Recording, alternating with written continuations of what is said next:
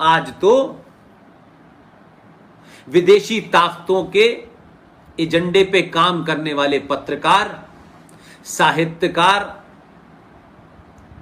Magsaysay award लेकर के इस देश में तोड़ने की शिक्षा देते हैं। इस देश को कन्वर्ट करके इस्लामिक जिहादियों के हाथों सौंप देने का ज्ञान भगाड़ते हैं। ऐसे लोगों को ऑर्गेनाइज तरीके से वो ताकतें जो अंतरराष्ट्रीय स्तर पर भारत के उस पुरुषार्थ को जानते हैं जो हजारों साल पहले था और पूरी दुनिया में ज्ञान भी दिया, विज्ञान भी दिया,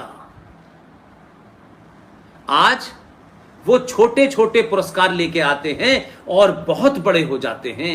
वीएस नायपॉल को लिटरेचर का नोबेल प्राइज मिला, कितने बच्चों को पता है?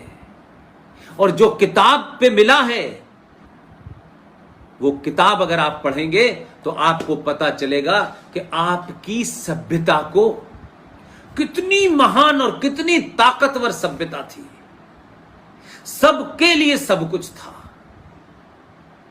कैसे उसको तोड़ा और जलाया और खत्म किया गया, और कौन सी कमजोरियां हमारी जनरेशन टू जनरेशन आई कि हमने इतनी महान सभ्यता को समाप्त होने दिया।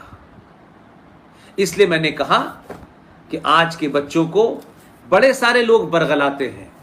कोई जय भीम का नारा लगाता है, कोई अंबेडकर का नारा लगाता है, कोई दलितों के बारे में नई नई कहानियां सुनाता है, कोई कहता है हिंदुओं ने, अपर कास्ट ने अंबेडकर की जाति दलितों के साथ, वाल्मीकियों के साथ में अन्याय किया और कहा कि इनके कान के अंदर अगर गीता का या रामायण का कोई शब्द चला जाए तो शीशा पिघला के डाल दो। ये तमाम झूठ मक्कारी कहां से आई?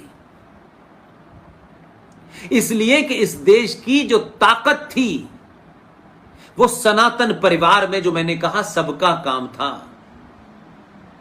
एक राज्य की रक्षा करेगा, एक राज्य में व्यापार करेगा, एक राज्य में धर्म का काम करेगा, एक राज्य में शिक्षा का काम करेगा, सबके काम बटे हुए थे।